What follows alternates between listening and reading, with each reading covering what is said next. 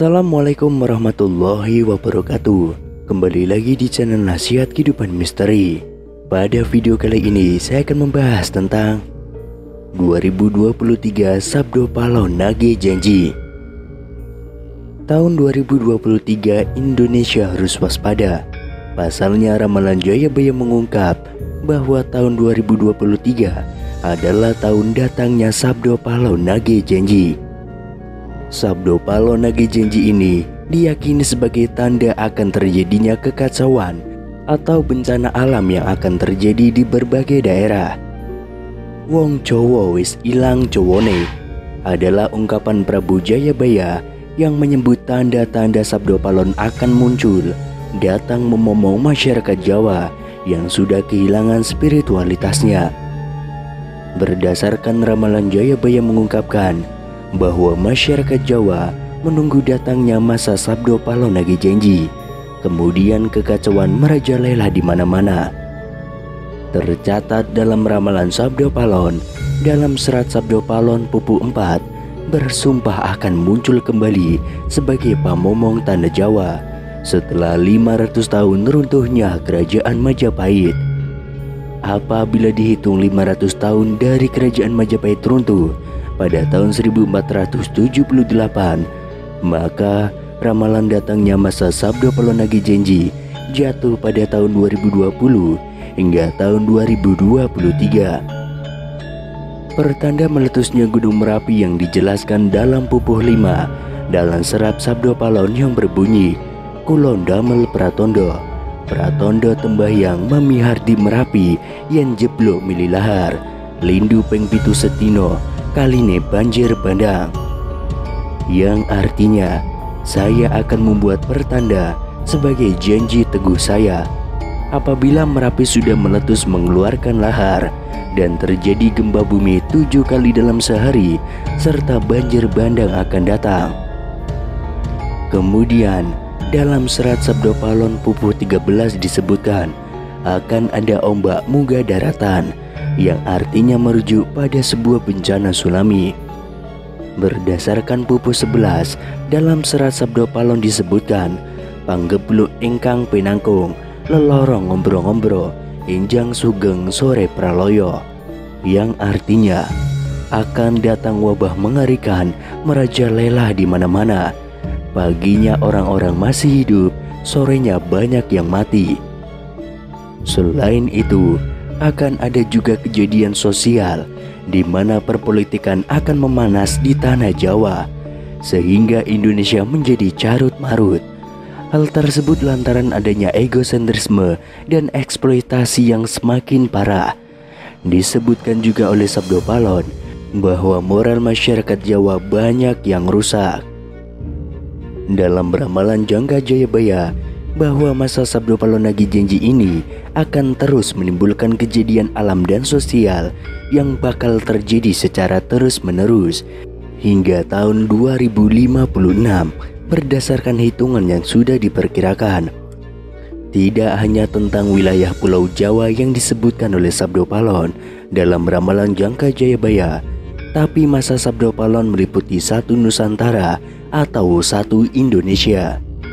Itu artinya dari Sabang sampai Merauke diramalkan sama-sama akan mengalami kejadian bencana alam dan sosial. Datangnya rentetan peristiwa tersebut akan terjadi secara beruntun atau silih berganti dan tidak menentu. Perlu diketahui, Sabdo Palon merupakan tokoh legendaris, pandito, penasihat kerajaan Majapahit, penguasa terakhir yang beragama Buddha dari kerajaan Majapahit di Pulau Jawa. Beberapa ramalan Jayabaya terbukti pada beberapa dekade terakhir. Namun sebagai masyarakat tetap berdoa dan berikhtiar agar Indonesia selalu aman dan damai tanpa ada bencana di tahun 2023. Sabdo Palon Nagih Janji ini berawal saat Pulau Jawa terkenal angker pada zaman dahulu, hingga Syekh Subakir yang diutus menyebarkan agama Islam harus menghadapi tantangan hingga membuat perjanjian Sabdo Palon dengan roh halus penguasa wilayah, yakni Ki Semar Badranaya. Perjanjian Sabdo Palon itu dibuat sebagai kesepakatan antara Syekh Subakir yang datang menyebarkan agama Islam ke Pulau Jawa yang terkenal angker dengan roh halus penguasa wilayah, yakni Ki Semar Badranaya. Diceritakan pada masa dahulu, Pulau Jawa terkenal angker yang dikuasai roh halus Ki Semar Badranaya. Kedatangan Syekh Subakir yang diutus oleh Sultan Turki, Sultan Muhammad I, untuk syiar agama Islam.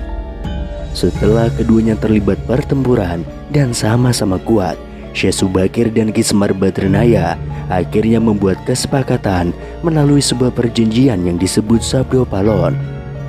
Namun kedatangan Syekh Subakir dalam melakukan syiar Islam di Pulau Jawa saat itu harus mendapat rintangan hingga harus membuat perjanjian dengan Ki Semar Badranaya sebagai penguasa wilayah tanah Jawa. Syekh Subakir dikenal sebagai orang yang berhasil menembali Pulau Jawa yang terkenal angker dan wingit pada dahulu kala. Saat itu Sultan Turki Sultan Muhammad I mendapat petunjuk untuk melakukan penyebaran Islam di Pulau Jawa, sebuah tempat di tanah Jawa yang dalam pengaruh magis begitu kuat. Mulai dari jin hingga setan menghuni setiap sudut tanah Jawa yang saat itu masih berbentuk hutan belantara. Diutuslah rombongan para alim ulama untuk mendatangi Pulau Jawa guna melakukan syiar Islam.